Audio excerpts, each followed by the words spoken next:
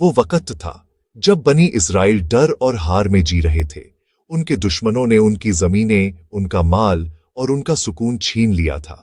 थक हार कर वो अपने नबी के पास गए और बोले, हमारे लिए एक बादशाह मुकर्रर कर दीजिए ताकि हम अल्लाह की राह में जिहाद करें।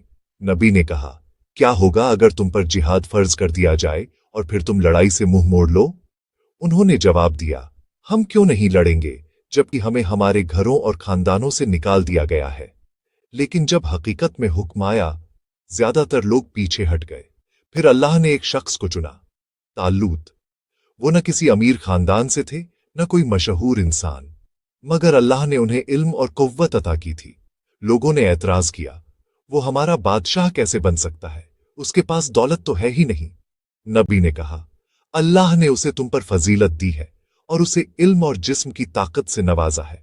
अल्लाह जिसे चाहता है उसी को हुकूमत देता है। तालूत ने अपनी फौज तैयार की और जिहाद के लिए रवाना हुए। रास्ते में अल्लाह ने उन्हें आजमाया। उन्होंने कहा, एक नदी है सामने, जो उससे ज्यादा पिएगा वो मेरा नहीं, और जो बस हाथ से एक घूंट लेगा वो मेरा साथी है। ज्यादातर लोग इम्तिहान में गिर गए। सिर्फ थोड़े से मोमिन सब्र करने वाले लोग नदी पार कर गए। आखिरकार वो जालूत के मुकाबले पहुंचे, एक दानव जैसा योद्धा जिसकी फौज जमीन पर छा गई थी। कई सिपाही डर गए और बोले, आज हम में ताकत नहीं कि जालूत से लड़ सकें।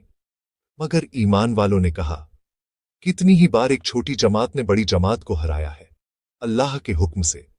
उन मोमिनों में एक नौजवान भी था, दाऊद अलैहिस्सलाम। वो न कोई बड़ा योद्धा थे, न उनके पास जिरह या तलवार, सिर्फ एक गोफन और अल्लाह पर पूरा भरोसा। उन्होंने कहा, मैं जालूत से लड़ूंगा, अल्लाह के नाम से।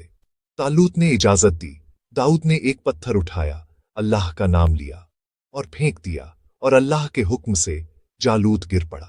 वो जंग खत्म हो गई, ताकत हार गई। उस दिन मोमिनों ने समझा, फतह कभी गिनती या हथियारों से नहीं होती, वो होती है सब्र, ईमान और अल्लाह पर भरोसे से।